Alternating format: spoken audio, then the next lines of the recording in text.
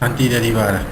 La antiderivada es la función que resulta del proceso inverso de la derivación, es decir, consiste en encontrar una función que al ser derivada produce la función dada. Por ejemplo, si fx es igual a 3x al cuadrado, entonces fx es igual a x al cubo.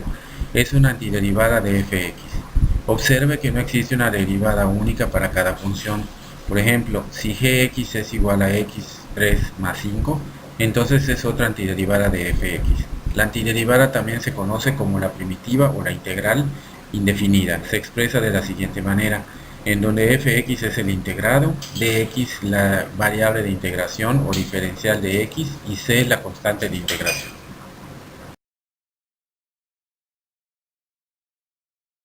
Propiedades de la antiderivada.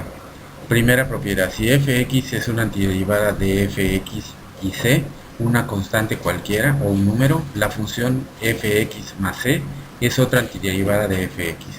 Segunda propiedad, si una función tiene antiderivada, entonces tiene infinitas antiderivadas.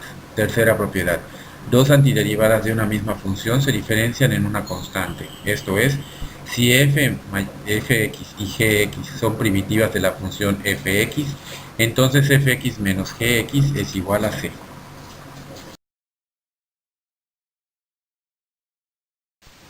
Ejemplo de cálculo de la antiderivada. Calcula la antiderivada de la función fx es igual a 2x más 1 que pasa por el punto A, 0 más 1.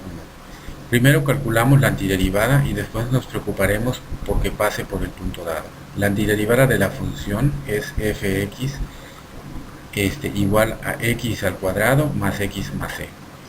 Puedes verificar que esta es la antiderivada viendo que f0x es igual a fx. Si la antiderivada debe pasar por el punto A01, entonces esta debe satisfacer las coordenadas de ese punto. Matemáticamente tenemos f0 es igual a 1, f0 es igual a 0,2, 0 al cuadrado, más 0 más c igual a 1. Entonces la constante de integración es c igual a 1 y la antiderivada particular que satisface la condición de pasar por el punto A01 es fx es igual a x al cuadrado más x más 1. Ahora el resultado no fue una familia de funciones dado que deberían satisfacer la condición de pasar por el punto dado.